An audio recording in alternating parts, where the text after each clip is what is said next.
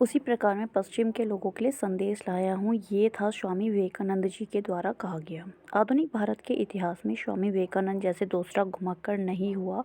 वह एक पहले हिंदू सन्यासी हुए जो समुद्र पार करके एक पश्चिम देश में हिंदू धर्म के मूल उपदेशों को जनसाधारण को समझाने आए थे।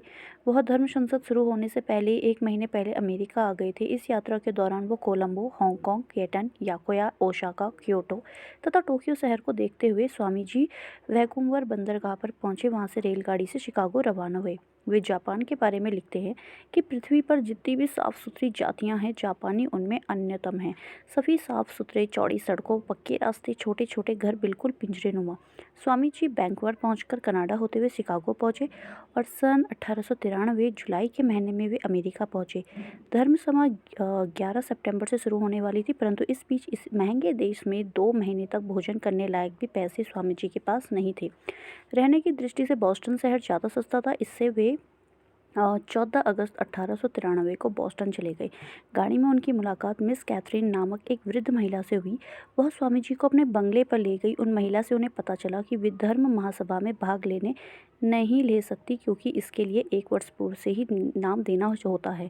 फिर स्वामी जी किसी धर्म संप्रदाय का नेतृत्व भी नहीं करते थे। स्वामी जी ने अमेरिका में ब्रह्म समाज को भी उनका प्रतिनिधित्व करने की इच्छा जाहिर की और उन्हें पत्र लिखा। ब्रह्म समाज की ओर से विवेकानंद को एक पंक्ति का पत्र प्राप्त हुआ, आपको प्रतिनिधित्व नहीं दिया जाएगा। धर्म सम्मेलन में प्रवेश तो नहीं मिल नहीं रहा था, ऊपर से बॉस्टन के बदमाश लड़के उनकी विचित्र पोशाक को देखकर उनकी हंसी उड़ाते थे। शीतकाल में भी आने वाला था और अब गर्म पोशाक भी बनवानी थी। एक बार नज़दीक के सॉनबर्न नामक गांव के महिला कारागार की अधीक्षिका स्वामी जी से मिलने आई। उन्होंने स्वामी जी को महिला कैदियों के सामने व्याख्यान देने का नियंत्रण दिया।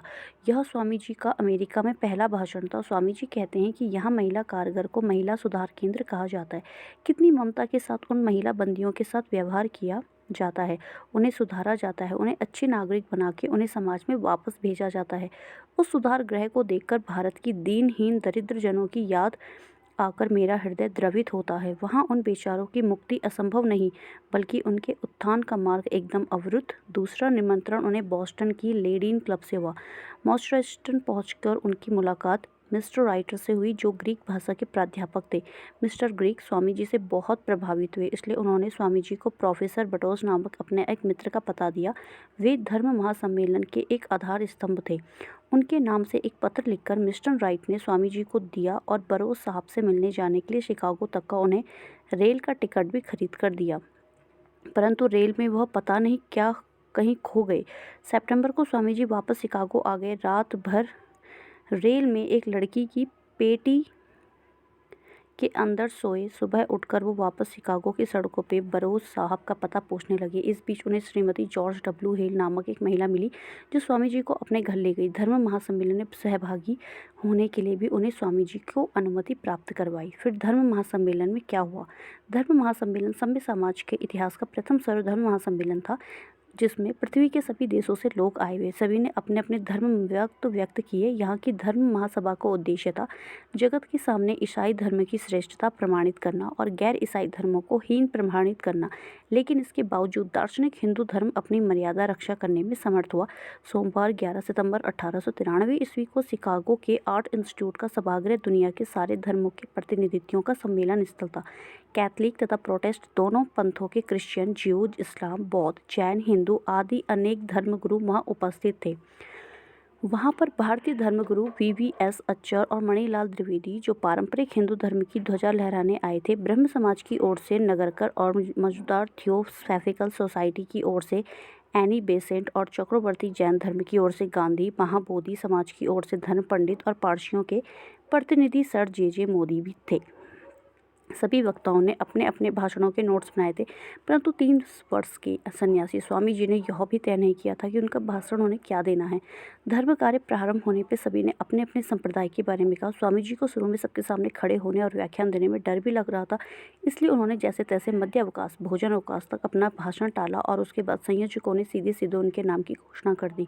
स्वामी जी मजबूर होकर उठे और मंच पर आ खड़े हुए। हमेशा लेडीज़ एंड जेंटलमैन सुनने के आदि अमेरिकन लोगों को जब स्वामी जी ने सिस्टर्स एंड ब्रदर्स से संबोधित किया तो सारा हॉल कलता ध्वनि से गूंज उठा, जिसे देख के स्वामी जी स्वयं आश्चर्यचकित रह गए।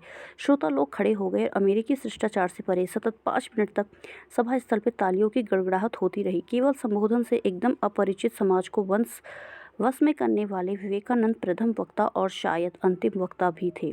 उनका भाषण कुछ इस प्रकार था। अमेरिकी बहनों तथा भाइयों, आपकी अतुलनीय प्रतिक्रिया देखकर मुझे बड़ा आनंद हुआ।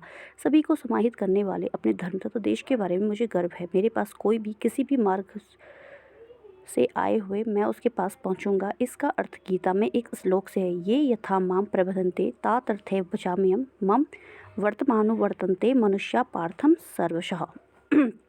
आज सांप्रदायिकता तथा धर्मधनता के कारण हिंसाचार बढ़ा है। इस परिषद के फलस्वरूप धार्मिक पागलपन, हिंसाचार तथा उत्पीड़न का अंत होगा। यह उस अमर भाषण का थोड़ा सा अंक था। वैसे भाषण छोटा ही था, फिर भी वह आकाश के समान विशालता, मानवता के मूल तत्व और वैश्विक एकता के सच्चे संदेश से पूर्ण रूपेण ओतप्रोत था। उसके बाद इसमें ये सारा है और संग्राम संवाद जो है वो इसमें भी दिया गया है।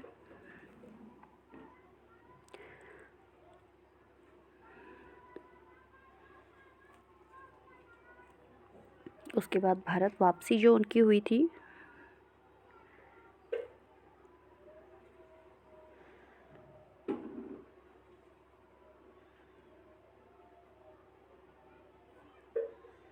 और पश्चिम में दूसरी बार